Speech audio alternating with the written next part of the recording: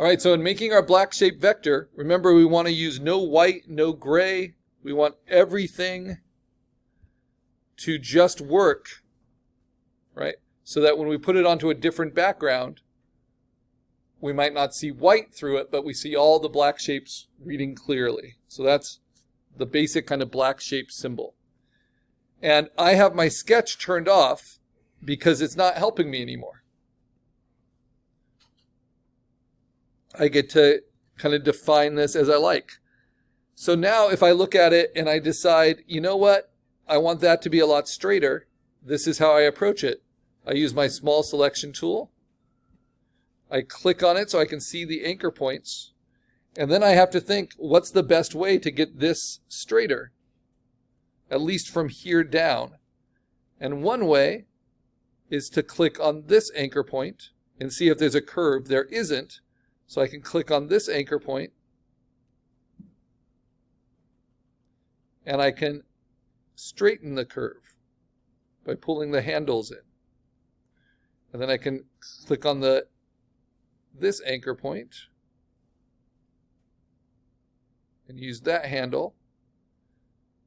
But what I might need to do is just move that anchor point and then straighten it.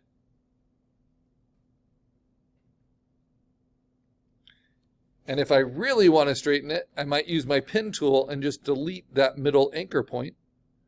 Or I can use my convert tool, my anchor point tool, to turn that into straights. Do the same thing there. Turn that into a straight. Do the same thing here and here. Right?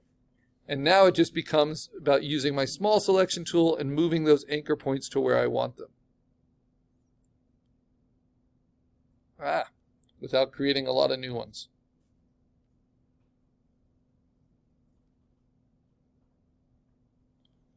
So sometimes you have to zoom in quite a bit in Illustrator to see what's going on. And it can be really handy to just delete anchor points sometimes. So you do that again by clicking on the pen tool and just clicking on the anchor point you want to delete. So when it comes to really controlling each asset or each aspect of the curve,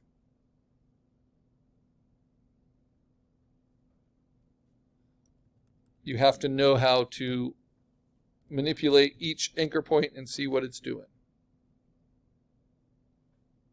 So I want that to go in that way.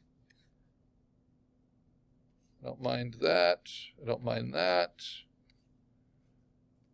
And I just want this one to come in a little bit. Command minus, zoom out.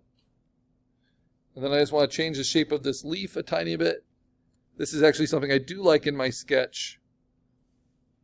How the leaf has this really gentle, what's called a recurve. So I might move this anchor point, have to click off of it, hover over it, find that, move this point in, play with this curve. So the hardest thing is selecting the anchor points you want to move and manipulate.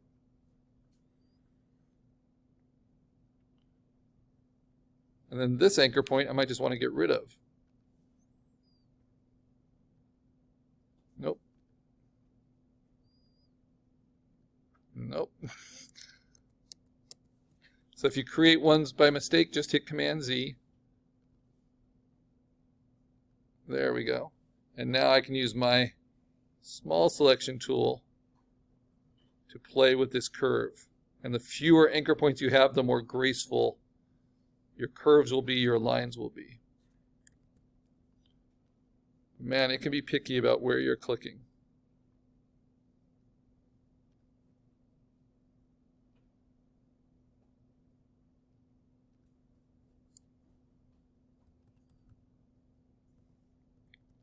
All right, but we can be picky too.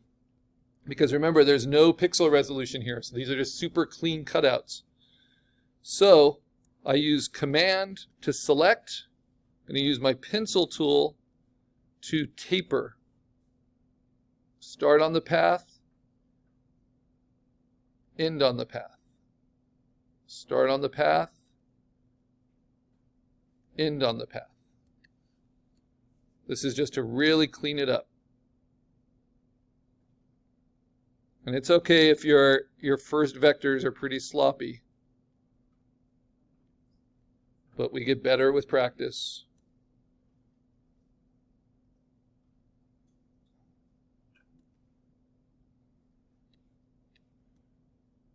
And this is what happens when you use the eraser tool.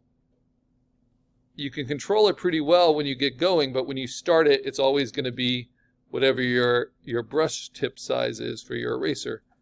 So I want to taper that, make it a little bit more organic and elegant.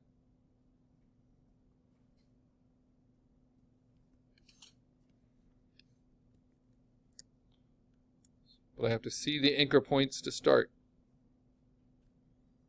And then I can redraw with the pencil tool.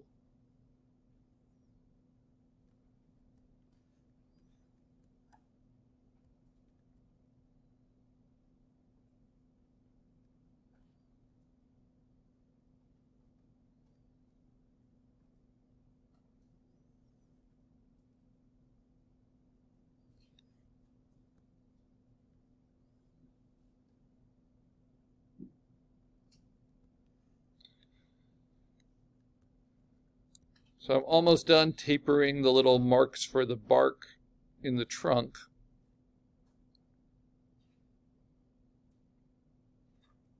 Whoops.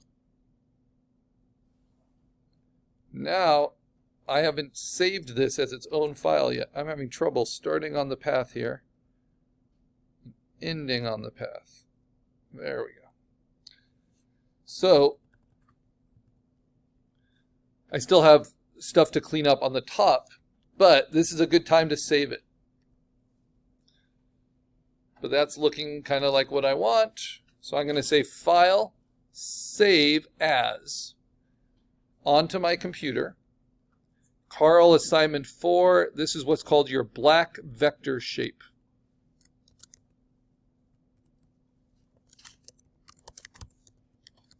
It's not my sketch anymore. And my black vector shape is a stump for Earth Day. So it's going to be an Adobe Illustrator file. That's our working format while we're working on this. I'm saving it to assignment 4, but you can save it to the desktop. Maybe I'll just save it to the desktop, make it clear. And then it's going to give you your options. I would just use all the defaults. This means older versions back to 2020 can still work with it and open it, which is a good idea. Because Illustrator has a lot of features. All right, and now I'm looking at it and I like everything. I even like this like weird little stair step there. But maybe I want to soften that curve a little here. So I select it, then I'm going to use my pencil and I'm just going to soften that a bit. And as I try to straighten it and I have trouble, I want to make sure I'm not doing any empty paths. So I might have to zoom in, start on the path, end on the path. Right? And then I can use my smooth tool and average that out. There we go. Now, if you don't see your smooth tool, if there's any tool that you want that you're missing, you click on the 3 dots underneath. And you can move those tools in. And I really like that pencil tool, so I want to make sure I use that. I think the smooth tool is really helpful. And then when you're done, you can close it. Clicking on those 3 dots again. Okay, so I'm happy with the bottom part. I think I might make this a little bit more vertical. So I hold down Option to get my last selection tool.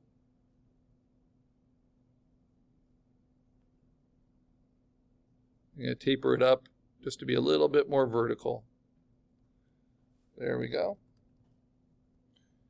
And then maybe I want to add another one in here. So I'm going to show you another way besides using the eraser tool. What if I draw with the pencil tool don't start on a path. I just make my own shape. And I close it, right? Now that path sitting on top, I hold down Shift and I select the path underneath it so that they're both overlapping, and then I just do minus.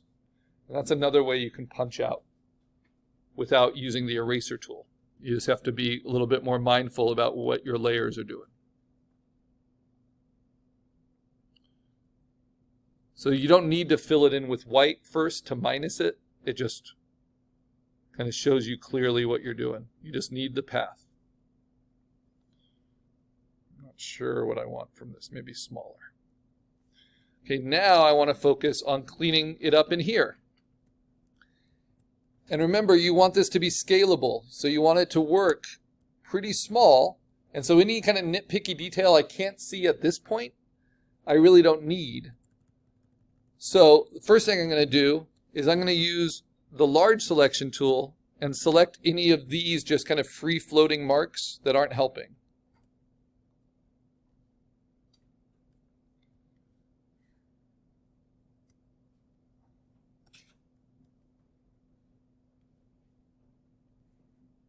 Because often when you use the eraser, you get a lot of those.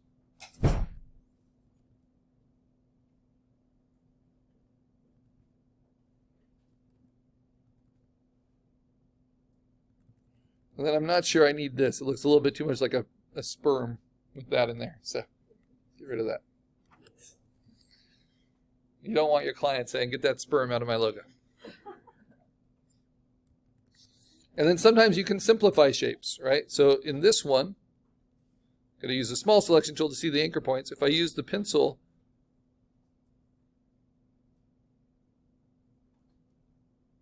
I can kind of slim it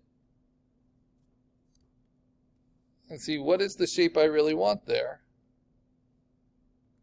And maybe that gives me a good strategy for others.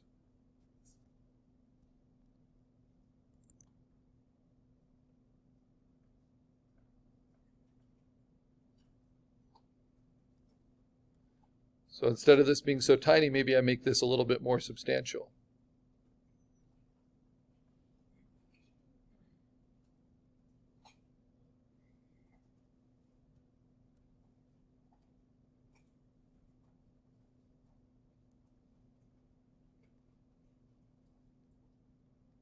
And if you like what you've done, but it's too bumpy, you just use the smooth tool.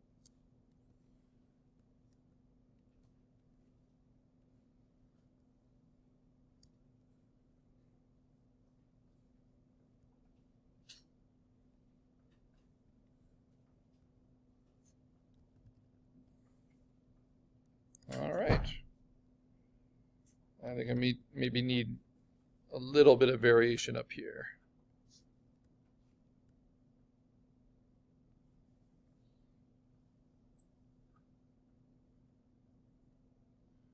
And then I might need a little opening in here.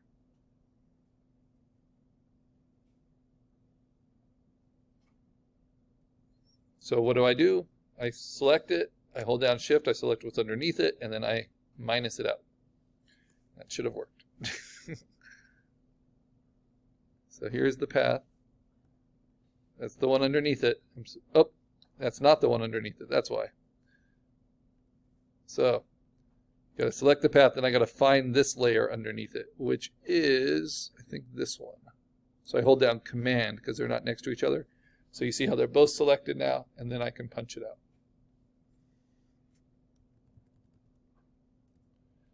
If you have trouble with that using the Pathfinder, remember you always have the eraser as well. Okay. Yeah, I think that works.